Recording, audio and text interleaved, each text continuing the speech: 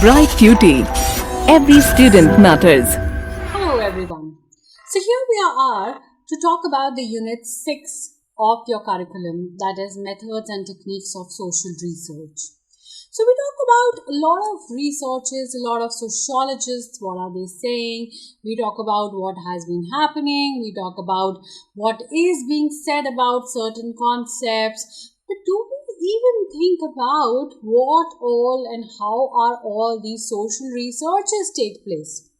Now, to first talk about or to first go to the process or the understanding of the social research, we first have to understand what is a social research. Talking about now, research in a very ordinary or a general language refers to a search of knowledge. It is research. You are searching about knowledge. You are searching about certain particular aspect that you want to know more about. It may be scientific. It is scientific and systematic research or search for pertinent information on a specific topic. Like I said, you want to know about specific topic. You want to know about one specific topic, and that is on what you keep on researching. And it is a systematic search. You have a process, you have a step-by-step way of doing it. It is scientific because you have a step-by-step process or a way of doing it. Now, research is an art of scientific investigation. Very, very, very interesting term. It is using the term art, it is using the term scientific here. So it is an amalgamation of, or it is a combination of, or it is a way of a scientific investigation. It is how you do it, how well you do it, and therein where your art is involved, your creativity is involved. No doubt you have a set process. No doubt you have a set way of doing it, certain restrictions and certain rules and regulations of doing it. But to an extent you do it, to the depth you do it, of this scientific investigation is what is a part of research as well. Further on, they have taken in the dictionary explanations of research, where they say that the Advanced Learner's Dictionary of Current English lays down the meaning of research as careful investigation or inquiry, especially through the search for new facts in any branch of knowledge. So when you're searching for new facts, when you have some kind of questions of investigation or inquiry, you have something in mind that you want to know about, that you want to gain information about, that all makes the part, or that all makes the process of research. Further on, they say that Redman and Murray define research as systematized effort to gain new knowledge. It is systematic, is what we talked about before as well. It is a very systematic approach that we have. You have rules, you have a process, you do have the set norms of doing it, yet you have your agency of choosing certain options or choosing certain criterias or ways of doing it, which we will talk about further in the video as well. So this is what they say, that it is a systematized effort to gain new knowledge. Now, it is a movement from known to unknown. Very, very important. It is the voyage of discovery. It is your journey of being, it is your journey from unknown to known, something that you are not knowing, something that you have a question mark for, and that's how you gain new knowledge. That is exactly what are they trying to say. Herein they have expressed it saying we all possess the vital instinct of inquisitiveness. For when the unknown confronts us, we wonder, and our inquisitiveness makes us probe and attain full and fuller information of the unknown. When there is some question that comes us in front of us, that is when the inner inquisitiveness of our human mind tells us to confront that unknown, to take charge of that unknown. We wonder about things, we think about things, we have our own understanding at times what this might be.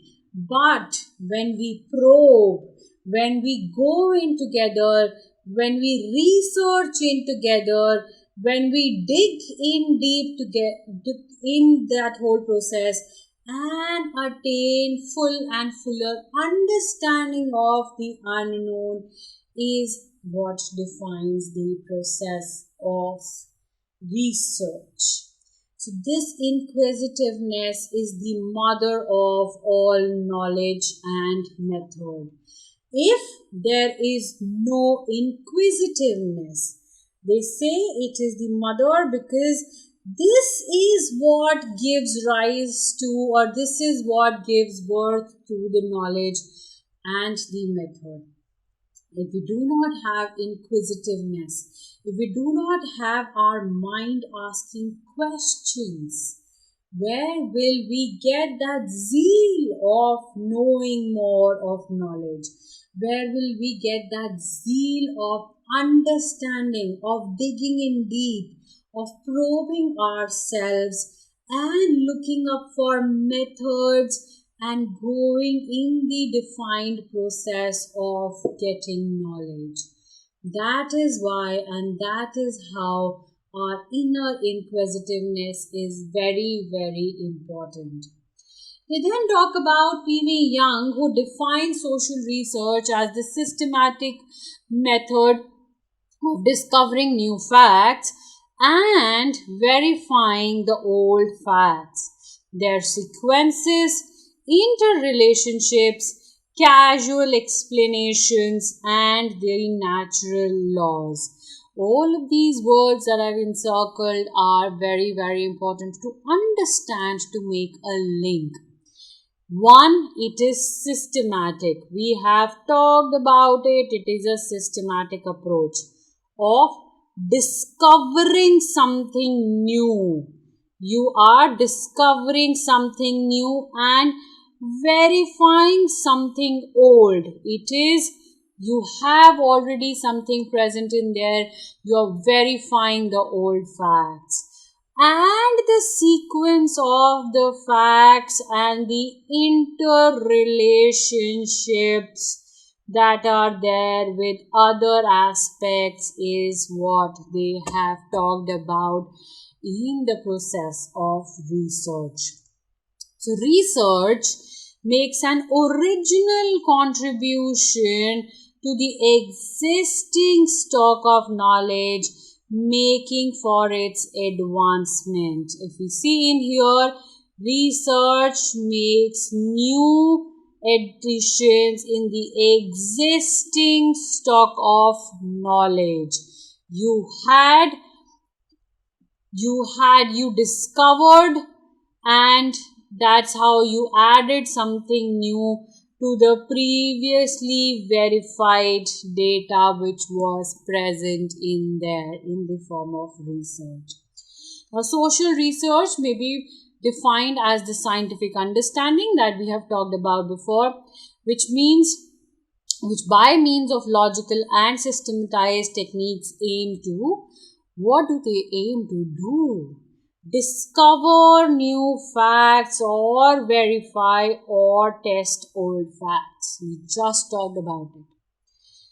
Analyze their sequences, interrelationships, causal explanations which are derived with appropriate theoretical frame of reference. Develop new scientific tools, concepts, and theories which will facilitate reliable and valid study of human behavior. All of these things together are what the research aims at doing, or the systematized aims or the systematized techniques of aims at doing. These three factors are very, very important for you to understand. Why are we doing it? What is the need of doing it? This is the need of doing the research. Now, talking about the methods or the techniques of data collection, you have various methods and techniques of data collection. A researcher has to collect data that are appropriate. Obviously, you have to collect appropriate data. There are several methods of collecting data. Understanding of the primary and the secondary data is the first and the foremost thing for the research. Talking about primary data. Primary data is which is collected afresh and for the first time, something that is original. You go, you talk to the person, you have an interaction with the person and you collect the data. You are doing it for the first time in that whole interaction with that person. You're collecting it afresh and it is your original data. It is to be originally collected. That is what is meant by the primary data. Moving on to the secondary data, which has already been collected by someone and have been already passed through the statistical process. Generally, the data we refer to for our researches as students. Maybe census. Census is not something that I or you have gone to all the households and have collected the data as. It is something that we see as a report that has been collected and has been statistically processed. Now, this data or this work of data collection is merely that of compilation. We do not as such go and do anything or any kind of a research, but we compile it or rather have it in related rather to the data or to the things or to the study that we are doing. Now, talking about the methods of collecting data, which are very, very important in our study. The first method that we are talking about is the observation method.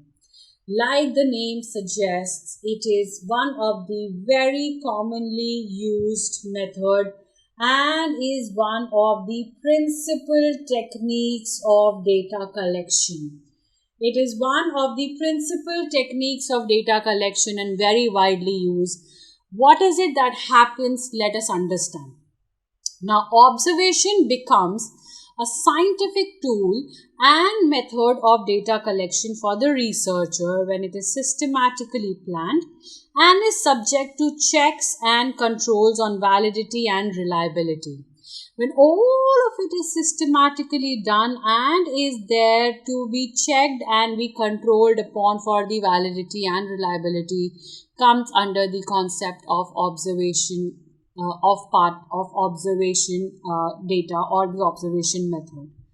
Now, P.S. Gisbert, it is said that observation consists in the application of our mind and its cognitive powers. It's the cognitive powers to the phenomena which we are studying. You are looking at me while I'm teaching you. There must be some kind of observation about my gestures, about my clothing, about the way I am, about how am I teaching, about certain words that I use. So observations is something which is a part of our mind, which is something that can never ever evaporate, which is something which is innate. I mean, no one is making much of a no one is making much of efforts to observe certain things. And that is what he says, that it is the cognitive power of studying one's mind. However, Ian Robertson says that observation studies usually involve an intensive examination of particular group, event, or social process. The researcher does not attempt to influence what happens in any way, but aims instead at an accurate description and analysis of what takes place.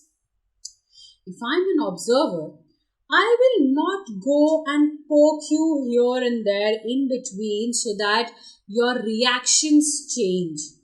I will just very quietly go, be very accurate with my observation skills, looking here and there and trying to understand and observe each and every aspect of what is happening around. So it is about accurate description and analysis. It is not just something that I'm observing and I'm keeping it within me. It is something that I'm observing, accurately giving a description to the other, or writing it in my thesis or in my research paper and analyzing it in the correct way without any biases. There should be no biases involved in between. We should talk about the biases part again ahead as well. Now, observation is systematic, that is what we have talked about. Direct, that we have talked about one-on-one. Definite and deliberate examination of spontaneous occurrences at the time of their occurrences. Whatever is happening, whenever is happening, you just observe and give your point of view. If something has already taken place, there is no way or there is no possibility of us going through it, and there is no possibility of us giving an analysis of it. Now, there are certain points that a researcher has to keep in mind while they are researching or they are observing someone. Now, what should they be? The first point should be, what should be observed? There would be a lot of things that are not really related to the study. So, what are those things that you should be observing? How the observations should be recorded. You have studied, you have observed certain things, you have seen, but how to record it, how to have it in the data, and how the accuracy of the observation can be ensured. How can the accuracy of your observation is ensured is what they are talking about next. Now, talking about the advantages and disadvantages. Every social research method has an advantage and disadvantages. It is not that any of these methods is a perfect method. They do have some or the other way of advantage over the other ones, but then they have disadvantages over others as well. Talking about the advantages, subjective bias is eliminated. You do not have the third person involved, the subjective bias that can come. You're just straight away observing, you're just straight away noting it down. There is no as such subjective bias that they can come in within. Then information obtained under this method relates to what currently is happening and has no reference to the past behavior or the future intention. Whatever you are doing right now is what I am observing. I have nothing to do, or I cannot have any reference to the past behavior or any reference to the future intention that you might have. whatever is happening in front of me right now is being currently observed and being taken care of. It is independent of the respondent's willingness to respond and hence relatively less demanding of the active cooperation. You're observing me. You do not really have to have my active willingness to respond to your questions. Unlike in questionnaires, wherein you ought to have the my participation. You ought to have my active participation so that all your answers all your questions are answered. Herein, no as such requirement is there. You are just there. You are just there observing me, taking my natural actions, reactions into consideration, and that is how you are evaluating or you are analyzing me. Talking about certain limitations that we have, wherein we talked about limitations, it is the disadvantages.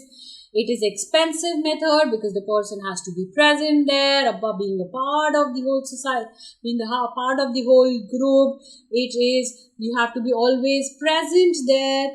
So all of these things makes it a expensive method.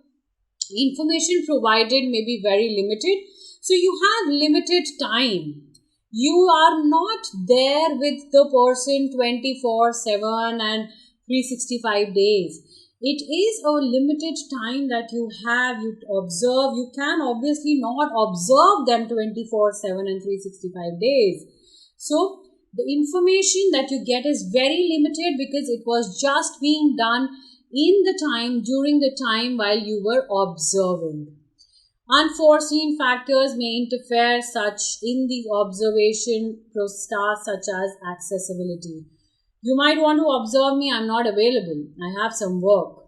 So the accessibility, the reach of the person is a very important factor and works as a very, very important tool here in the process or in the observation method. Now, in the observation method also, there are majorly two types of observation. One is the participant observation, the second one being the non-participant observation. Like the name suggests, the participant observation is when the observer is observing himself. It is a first-hand observation, being the member of the group. And you make yourself very comfortable with the other members of the group so that you kind of exist as a part of them and you are able to experience what all they are experiencing, and hence you are able to do justice to the participant observation. The researcher need not carry out exactly the same activities in order to be the participant observation. If I am observing a group of students playing, I do not have to be part of that group and play those activities. I can just silently be there, or maybe judge, or maybe just observe as a part of the participant observation. I am there, I am participating, I am giving them some clues here and there, but then I am not majorly doing exactly what they are doing. So participant observation may vary from complete membership in the group to part-time membership. It is something when it might be at times required when I am actually playing with them to understand their process, their thinking, but so that is what is complete membership.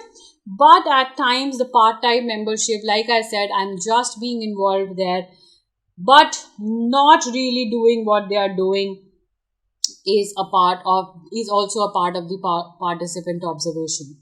Talking about the challenges, now you have heavy obligations. You are taking a privilege of being a part of these people. You have major obligations for the group. The identities or the informants must be protected. who all are there in the form, who are providing the information to you, must be protected. Unless and until they want it to be disclosed, it should not be disclosed. Systematic notes must be kept each day, and the memory must be maintained afresh. What happened the last day when the child was in such kind of a situation while playing, and what is happening today, and if I want to observe or note down why is it that change, my memory has to play a very, very important role, and so does my notes, because I want it to be in sync, and I want it to be able to compare the 2 days reflection. So the memory has to be fresh and the notes have to be systematic. The observer must be careful not to influence the behavior of the person he or she is observing. The way I am looking at you at times, the way I am giving my gestures at times, might be influencing your behavior. So I, as an observer, has to be very calm, has to be very very careful that my actions, or rather my words, or my presence actually should not be interfering in the behavior of the person that I am observing. It is gaining access to the group and winning competition that is highly challenging. Not every group, not every person or individual would want to be observed, would want you to be a part of their group for the part of observation. A lot of times it is even taken as being judged, and obviously no one wants to be judged. So that is where the whole scenario comes in, where people do not really, it is a very challenging task to gain the access and the confidence of the people, of the members of the group, that you are just there for observation and nothing for them to be judged on. This method relies heavily on skills and subjective interpretations of the observer. You have no recordings, you have no videos, you just have your observer present there. When you have your observer present there, it is only and only your observer on whom your data revolves around, or on whom your data relies upon. So it is majorly the role of the observer, the skills and the subjective interpretations of the observers that takes place, that are very, very important. Talking about disadvantages, that we have talked about to an extent, that observer researcher has no control of what is happening. It is at times difficult to draw conclusions. The children might be playing one game at some point of time and change to the other game without even, any logical reason, or without even any reason, leave logic about it. So that is at times difficult for the observer to swiftly see the changes and swiftly, they have no control on what's happening. Maybe I wanted to analyze some competitive spirit of the child. Maybe from that competitive sport or that competitive game, they have shifted to something which has no competition involved. It is just a fun game. So I, as an observer, does not have any control on what's happening. At times might be a difficulty in drawing conclusions. The number of subjects or the people of the researcher that is there can observe is very small. I can observe at max 5 people, maybe less than that if I have to observe very keenly. More than that would be difficult for me to observe as an individual entity. In a group scenario, it might still be possible, but as an individual entity, it will be very, very difficult. The participant observer may become so emotionally involved as to lose objectivity.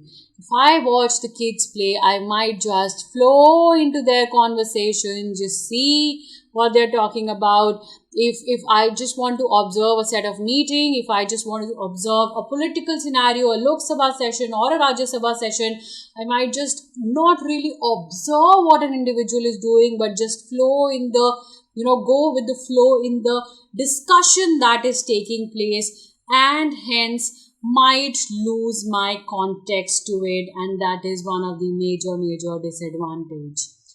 Findings of the single observational study cannot be generalized so to all apparently similar situations. Like I said, it is not a 24/7 into 365 days process. It is a small period of time. It is a limited time that we have. Now, in that time, if I say and if I observe someone and if I give a very generalized statement, or if I give a very generalized understanding or analysis, this would not be a right way of research. The eyewitnesses that are there, the eyewitness account has definitely its own limitations.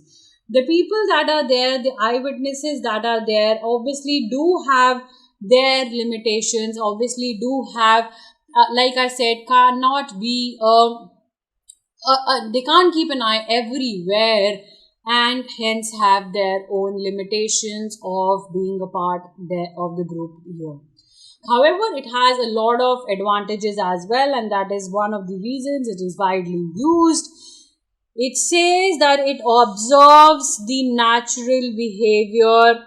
Observes the natural behavior of the group. The gatherings of the quantitatively more and qualitatively better information takes place, and better insights into the inner dynamics of the phenomena takes place. You gather more and more quantity of information rather than, and also the better quality of information. You observe the natural behavior of the group. There is no influence of anyone. You observe the natural behavior. There are better insights into the inner dynamics. There are a lot of things which a questionnaire might just ask but not dig deep in.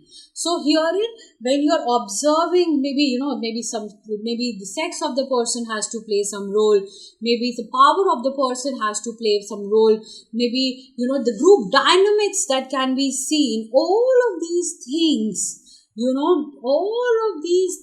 are a part that can only and only be observed and not really be taken care of otherwise. Even the so-called secret behavior, like I said, something that has to do with sex, something that has to do with gender, something that has to do with group dynamics, something that you would never speak about, something that has to do with power, something that has to do with hierarchy. All of these things that you are not really comfortable speaking about you'll just be able to observe and come out with your analysis. However, the dependability of the data collected through this method is believed to be greater because it is gathered first hand. You have one trained person who is collecting this data first hand, and hence the dependability of the data that is collected is much more than what other aspects are given importance to. So this was more or less about the participant observation. Moving ahead is the non-participant observation. Now, very obviously, unlike participant observation, the non-participant observation, when the observer observes as a detached emissary without any attempt on his part to experience through the participation what others feel, the observation of this type is called the non-participant observation. Here you have a detached emissary, you do not have any attachment like in the participant observation wherein that connect is made. You do not make any attempt on the part to experience anything. Through participation, you do not make any attempt. And such kind of participation is known as the non-participant observation. It has challenges because it is difficult to conduct. No one, if is comfortable with you, will allow you to enter and observe them randomly. And also there is no set standard set of relationship, no or role patterns, and you and the other person itself feels uncomfortable. It is difficult to conduct, like I said, because there are no attachments done, or there are no parts being done as to experience it. If I enter your classroom as a random person tomorrow and say, okay, fine, I'm here, and even if I do not say a word, the whole scenario, the whole surrounding, the whole classroom atmosphere will become a little heavy because there's some unknown person entering your classroom. When there's any unknown person entering your room, your classroom, your house, the atmosphere becomes heavy, and you have that sense of discomfort of why is this person there. The inner inquisitiveness that kind of makes you hesitant to react in your natural way, in your natural self. Or why are you there? And that is what happens in the non-participant observation, wherein it has its own merits. It says that this tribe contributes to the higher level of objectivity on the part of the observer, and there's no emotional involvement. You're not a part of it. You're not involved with them. You have no experience with them, and hence you do not get emotionally involved. Since the observer observes the event with an open mind, he is able to collect more information. I have no collect. I have nothing to do. I have just someone who's doing my task. I am an outsider. I am, this word here, it's outsider. I am an outsider. So the people who are being observed can also be freer with the observer as he's an outsider. A lot of times it is also seen that, okay, you might not even react to my presence because you don't care, because you don't know me. So it depends from person to person, it depends from group to group also.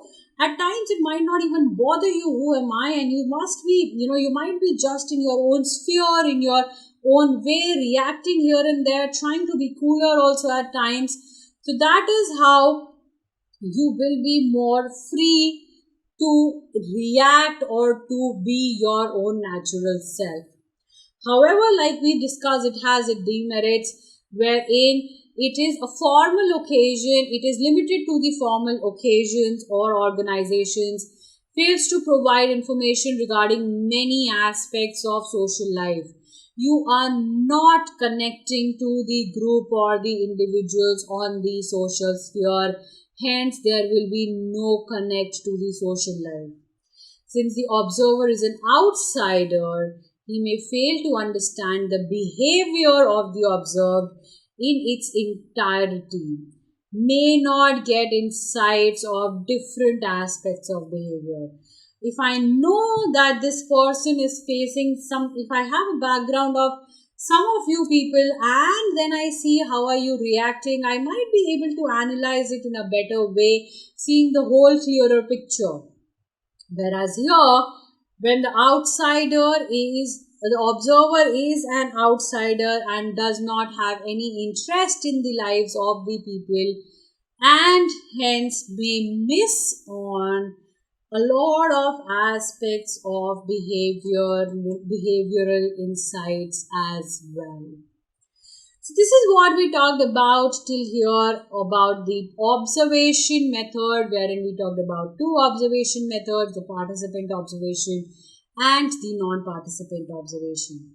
Coming to what we do post completing a part of the unit, a topic is assignment questions. First question talking about what is a social research, how you solve and you get inquisitive about certain things and you research in your own general language. This is an art of scientific investigation is what they're talking about. So when they say, very important, when they say what is social research, you may give it as the defined in is as in a general understanding, but herein you will give a definite or a defined understanding of what is social research and may quote some or the other people or may quote some or the other sociologists that we have talked about and use the terms that those people have used here to define social research. Then they talk about state any two basic aims of social research. So you have three aims majorly. One is to discover new things, then to analyze the sequence and develop new scientific tools. All of these three things you'll be able to define. Then they talk about what is primary data. We have talked about primary data. Primary data is something that is originally collected and that is afresh, that is collected for the first time. That is what is there as the primary data. Talking about what is secondary data. Secondary data, they talk about something which has already been collected and someone has already passed it or someone has already statistically processed it is known as the secondary data. Then they're talking about what is observation techniques. You will be able to explain it when you see that, it is a method or a technique wherein the collection of the researcher, when with the help of the systematically planned structure is taken place is known as observation technique. Then they talk to you about participant observation, when the observer becomes a part of the group and participates in the activities of the group, not really performing the similar activities, is known as the participant observation.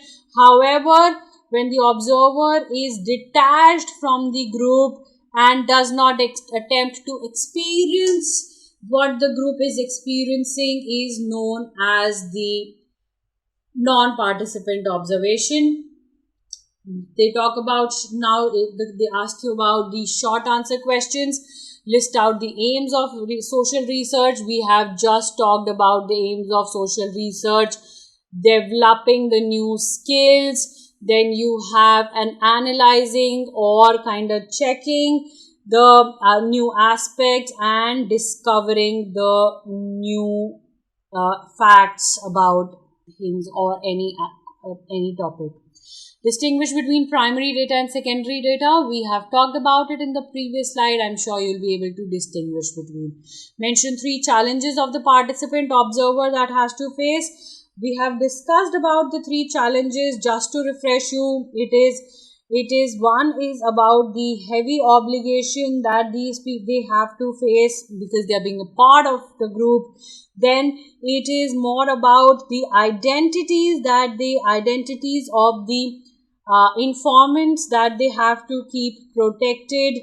Then maybe the third would be the systematic notes that they have to keep therein and keep the memory afresh. All of these are the challenges there of the participant observation. Mention about any of the two merits and demerits. In the merits, you would be able to talk about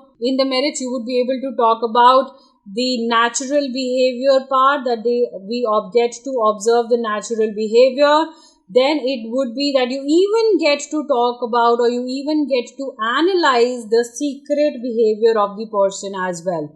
Whereas in demerits, you have that you cannot talk or you cannot observe the larger groups. It is the smaller groups that you have to cater to, and also that it is at times things are not in your hand and it becomes difficult to come up to conclusions. That is what they have talked about.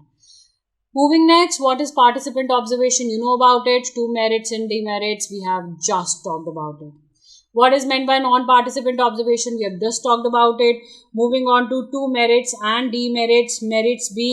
Merits of it being that there is no emotional connect.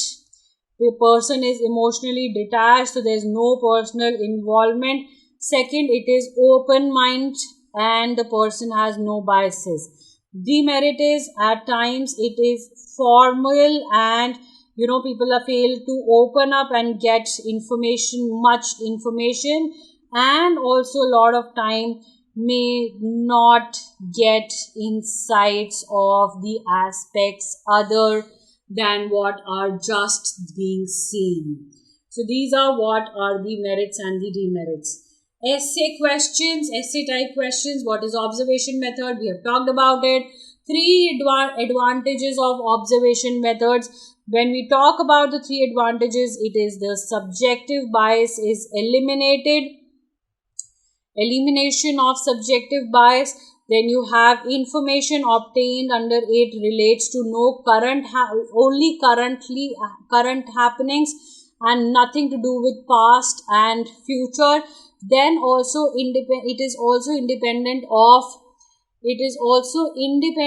of respondents' willingness to answer.